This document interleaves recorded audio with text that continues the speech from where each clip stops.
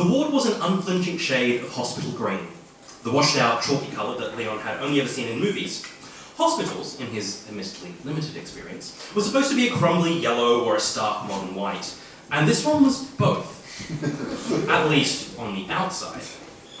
Walking in from the glare of the spring sun, he wondered if the paint scheme was an attempt to bring the colour of the park outside into the hospital, but the dullness of the stereotypical surgical gown green was so different to the vibrant green of grass and leaves that he quickly decided against it.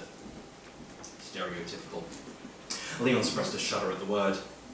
It came loaded with meanings and preconceptions, some good, but mostly not. This was, after all, a stereotypical regional city. 2 hours from Sydney by train, Newcastle stretched along the southern bank of the Hunter River, following its curves all the way to the Tasman Sea, where Leon, like most of its residents, took to the glorious sandy beaches and surf spots that were nearly as famous as the city's coal exports and subtropical weather. Here, shops were just starting to stay open after 5 on Sundays. Woohoo. Chinese takeout bore no relation to China other than the occasional limp bean sprout and pre-made oyster sauce. And everyone who didn't work in the hospital or the coal exports eventually left to find a job and a better life somewhere else. Those who stayed either owned the place, or B, were absolute deros. Now, deros, for anyone who isn't Australian, I don't think there's anyone here who isn't, but it's slang for derelict. The original word might have been wittier, but derelict has far too many syllables to make a good insult, and besides, Aussies are lazy, let's face it. If we weren't, we'd call ourselves Australians and throw a shrimp on the barbecue rather than on the Barbie, because, you know, throwing crustaceans onto children's toys.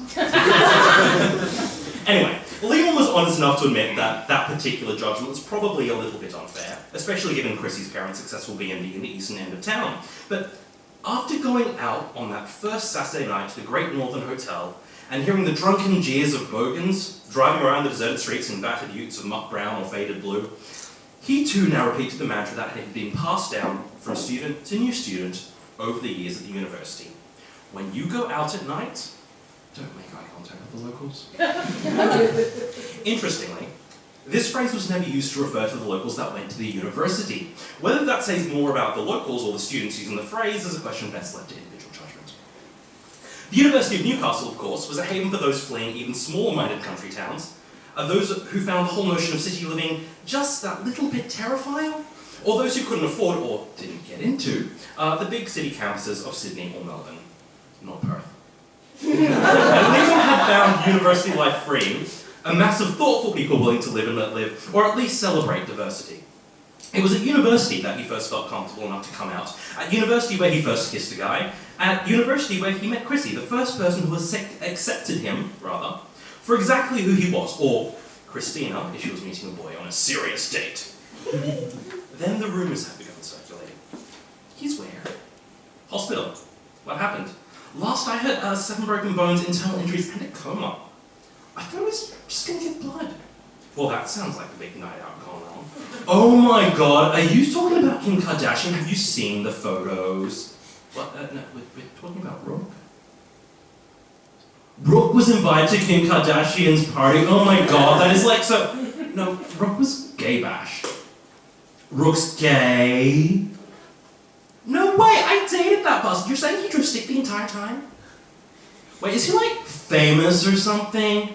No, he's a physio student hoping to transfer into med. And he's straight. And some days later, when the stories had swirled around campus long enough to be published in Opus, the student newspaper, and everyone else had moved on to debating Schrodinger's bunnies, Leon finally became aware of what had happened. Now, for those who aren't familiar with Schrodinger's bunnies, the idea is that you put 2 random rabbits in a box. Now, theory goes that until you open the box, the number of rabbits inside the box is both 2 and greater than 2 at the same time. There's students who pointed out that the actual state should also include less than 2 depending on how large the box was, whether there were air holes, whether food and water were also included, and the length of time the box was left for were promptly ridiculed as overly intellectual and lynched by Peter for clearly putting too much thought into the analogy. And anyway, that, in a very long, convoluted way, was what brought him to room 14B in the puke green wing of the John Hunter Hospital, named after not one, but 3 John Hunters, one of whom had nothing to do with medicine whatsoever, but had been instrumental in breaking news of the newly discovered platypus back to the United Kingdom in 1798.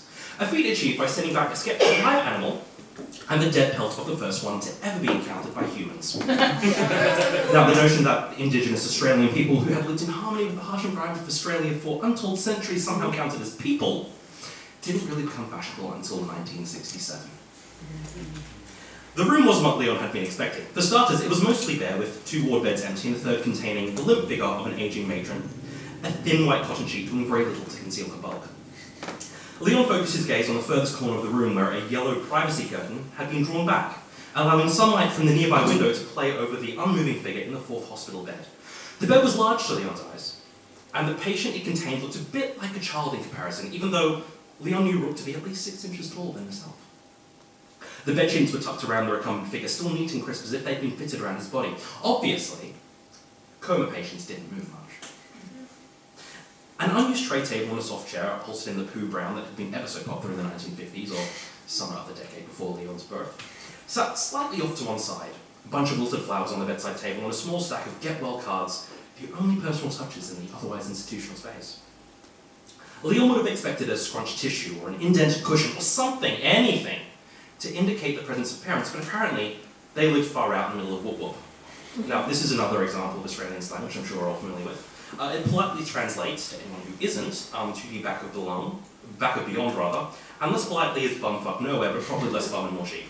At least according to the Kiwis across the pond, but they're just deflecting really. The last few days hadn't been kind to Rook, or as he was known on his patient chart, Travis Rookford.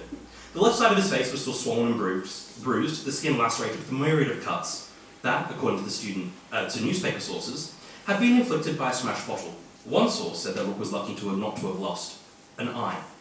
His right leg was elevated in a heavy cast, and Leon knew that somewhere under the chest bandages were a number of broken ribs, and a lot of internal bruising, and a significant amount of internal bleeding.